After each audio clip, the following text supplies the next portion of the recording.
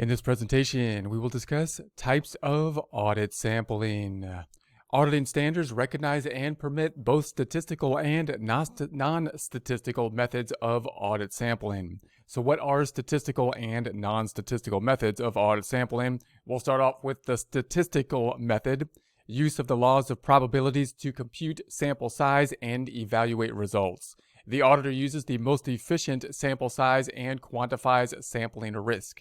So when we think about statistical sampling as opposed to non-statistical sampling, we're thinking about a more formal type of sample selection, and the more formal sample selection using statistics, using statistical mathematical analysis can give us a more formal approach and give us more exact types of calculations than a non-statistical method. Non-statistical sampling, auditor does not use statistical techniques to determine sample size, select the sample items, or measure sampling risk. And of the two, you might be saying, well, why would we do one or the other? In other words, why wouldn't we use statistical sampling when it seems to be the more accurate way to go? Of course, part of that is going to be cost effectiveness and complexity with statistical sampling. The advantages of statistical sampling are it can design an efficient sample. So we can design an efficient sample, and therefore, when we think about the sample size, what we want to do is to create a population as small as possible that we can do the least work as we need. In other words, if you were thinking about polling people to get their opinion or the population's opinion on something, you would like to poll as few people as possible in order to get an accurate opinion. And that's what statistical sampling is better at doing. It's better at giving us a very efficient sample size. Whereas if we were just to basically not use statistical sampling, we would have to select a sample size that seems reasonable without being as efficient, and therefore probably be overestimating the sample size, probably leaning towards that side of things, and therefore possibly doing more testing as a result of not being as accurate on the sample. Can measure the sufficiency of evidence obtained. Once we have the evidence, we don't have to just say, hey, look, the evidence says this. We can have more accurate type of statistical measures as to how accurate the sample can be using statistical measures, as opposed to saying, well, this is just what our sample says with regards to this assertion, and we're just going to apply it out. We can give more specific types of calculations. Can quantify sampling risk. So we can actually quantify the sampling risk instead of us doing as we would do with non-statistical, which would basically say we're going to set the risk at these levels and then basically do our sample and see if that's going to correlate. In this case, we can actually quantify, put a number to the sampling risk.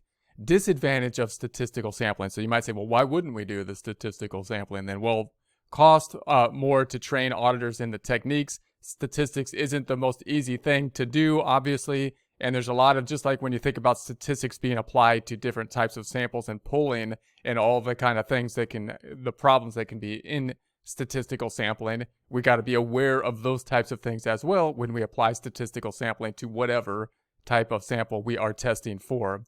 Costs more to design and conduct sampling application. So obviously to design a statistical sample, we're going to have a more formal study. We're going to be more exact and precise. There's got to be a cost-benefit analysis anytime we have something such as that.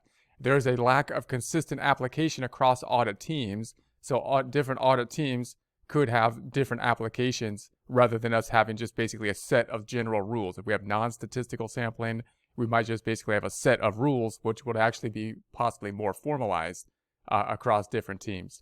Statistical sampling techniques, we have attribute sampling, we have monetary unit sampling, we have classical variables sampling. Now we'll go into these in more depth, starting with the attribute sampling. So attribute sampling used to estimate the proportion of a population that possesses a specified characteristic.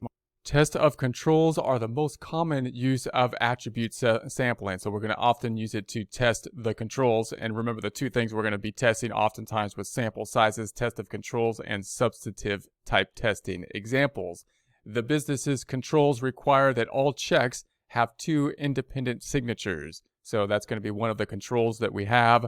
The auditors can plan a test of that control using the attribute sampling. So attribute sampling then can be applied to see whether that control is indeed in place. Then we have monetary sampling, another type of statistical sampling, unit sampling. uses attribute sampling theory to estimate the dollar amount of misstatement for a class of transactions or an account balance. So now we're going to use similar theory looking for the dollar amount, however, often used over the classical variable sampling because it has a number of advantages over the classical variable sampling. And then we'll take a look at the classical variable sampling. Auditors sometimes use classical variables sampling to estimate the dollar value of a class of transactions or account balance.